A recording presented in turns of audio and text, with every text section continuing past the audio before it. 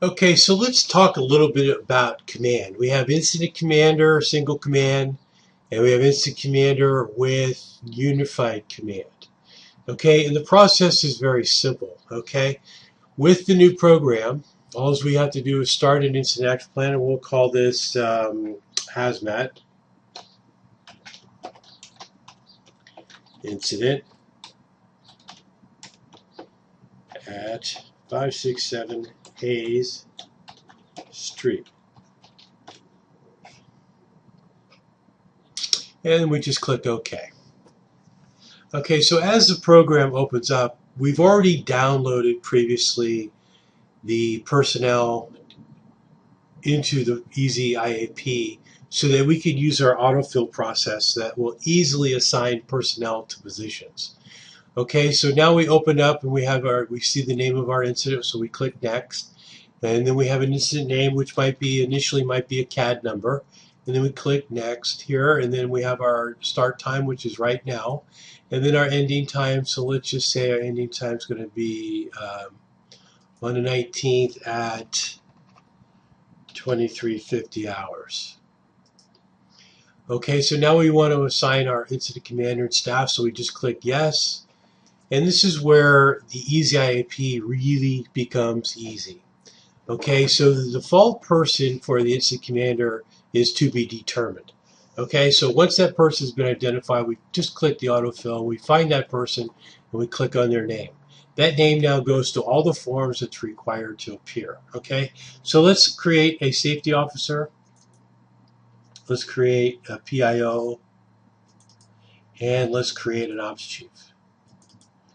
Okay, so now once we have that, we can go to section manager, but we can go right to here, section manager, and click on the operations section chief. So here we might want to create a staging manager, and then from there we're going to be adding divisions of groups. In order to do that, we need to go to resource manager, which is right up here at the top.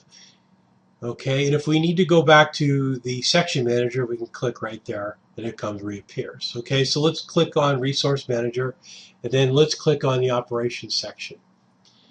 Okay, so here we see we have the name of the ops chief right there, and then we have the staging manager. So let's add some structure here, like a couple branches. Let's call this a law branch. Click the autofill, assign the personnel. Again, click the branch, and we'll call this fire. And as you can see, when I click the autofill, it pulls up your roster, but it also lets you know who's been assigned, because the people that are now red obviously have been assigned. Okay, so now once we have the branches set out, let's click on the fire branch, and now we can add some structure to the fire branch. So I'll go ahead and add a couple groups, and we'll call this hazmat group. Again, I do not have to type in group. It's going to do that for me automatically on all the forms. And let's go ahead and assign another group. We'll call this suppression.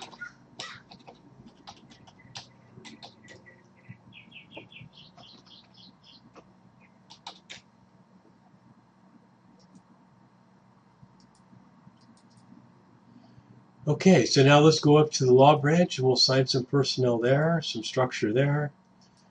And we'll call these divisions, we'll call that outer perimeter.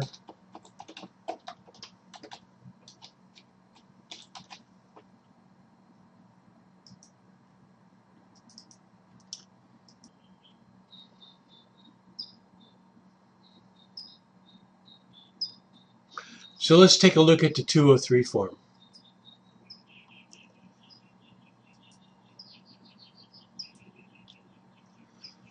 The 203 form will have the key people that have been created, and they will automatically be assigned to this form. And that really comes the value of Easy IAP, because once you enter data, it goes to the appropriate form in the appropriate location. So here you see we have one incident commander, we have safety officer and PIO, and then the ops chief and the staging manager, and then the branches where we have the outer perimeter and then the hazmat and suppression groups. Okay, now let's take a look at the 207, which is our org chart. So I can click on 207 here, or I can scroll down here and find it as well. Okay, so let's take a look at our org chart.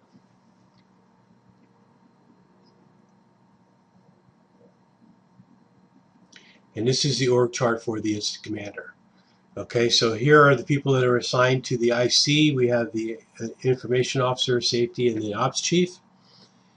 Okay, and then now let's go take a look at the org chart for the operations section.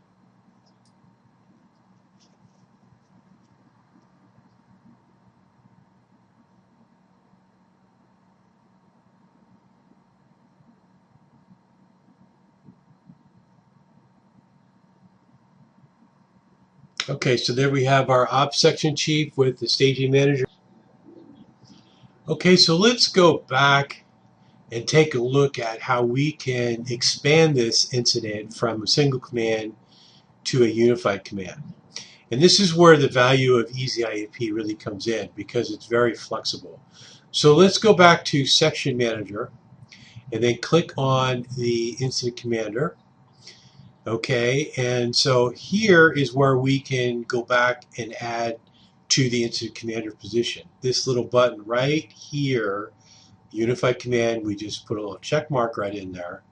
And now we can add more people to this position of Incident Commander. We already have this person here as our Incident Commander, so let's go ahead and add some more.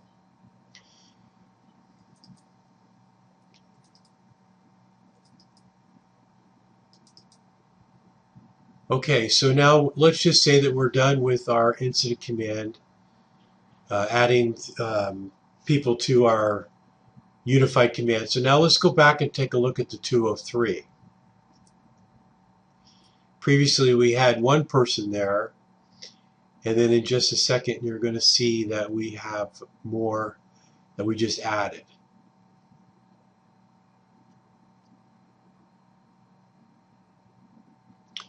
Okay, so there you see we have all these different people now assigned as part of our incident unified command structure.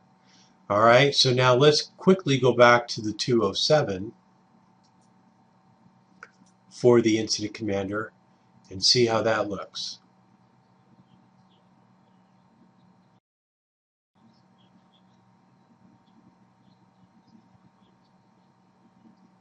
And there you have it.